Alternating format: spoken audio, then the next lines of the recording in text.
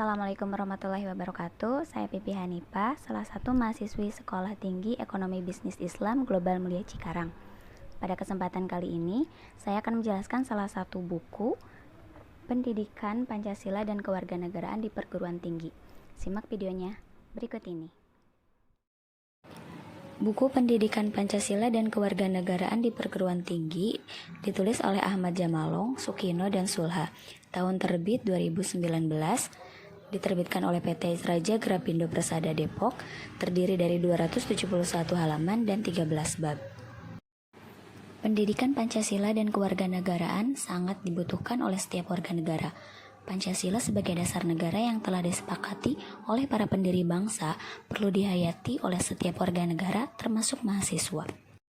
Dewasa ini bangsa Indonesia mengalami tantangan yang cukup berat, melemahnya rasa persaudaraan sebangsa dan setanah air, menguatnya politik aliran, pragmatis, dan partisipasi politik tanpa pola, serta kering dari spirit moralitas.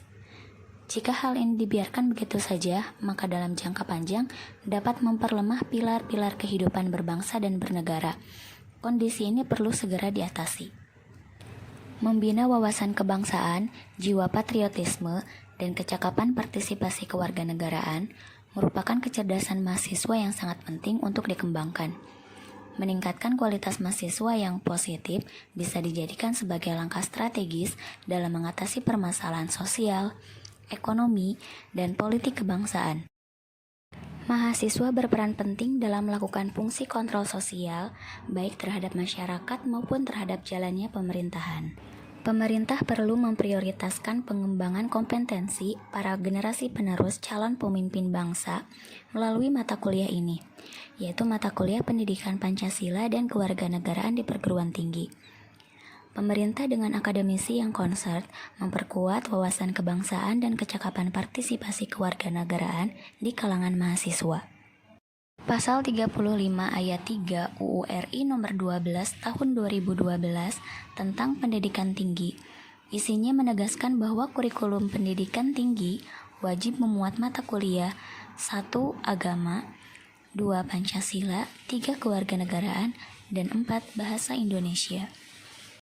Pada pasal 9 ayat 2 UU RI nomor 3 tahun 2002 juga menegaskan bahwa salah satu bentuk wujud keikutsertaan warga negara dalam bela negara adalah keikutsertaan warga negara dalam mata kuliah Pancasila dan mata kuliah kewarganegaraan.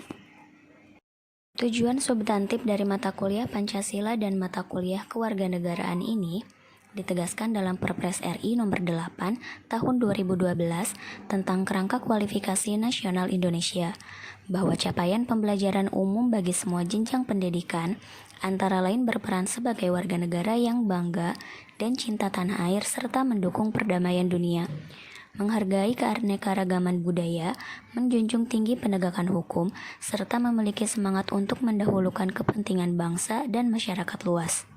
Hal ini pula sejalan dengan 9 agenda prioritas atau nawacita sebagaimana tercantum dalam Perpres nomor 2 tahun 2015 tentang Rencana Pembangunan Jangka Menengah Nasional tahun 2015-2019, khususnya pada butir ke-8 yaitu melakukan revolusi karakter bangsa.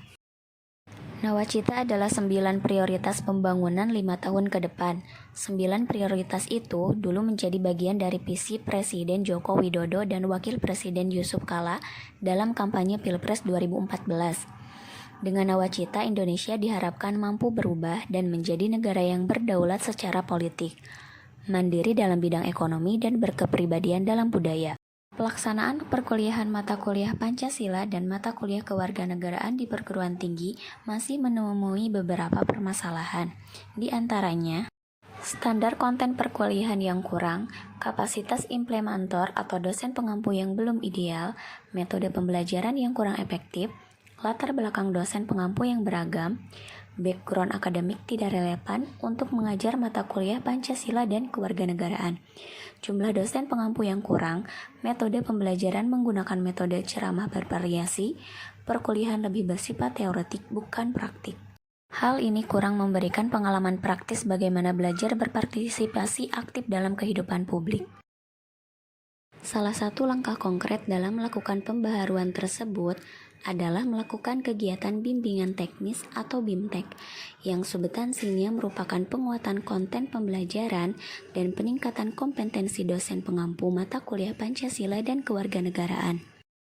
Hal ini sejalan dengan pidato yang disampaikan oleh Presiden RI Joko Widodo pada tanggal 15 Februari 2018 dalam acara Forum Rektor Indonesia di Makassar yang esensinya menyatakan bahwa pembangunan SDM khususnya melalui pendidikan selalu menjadi prioritas pemerintah.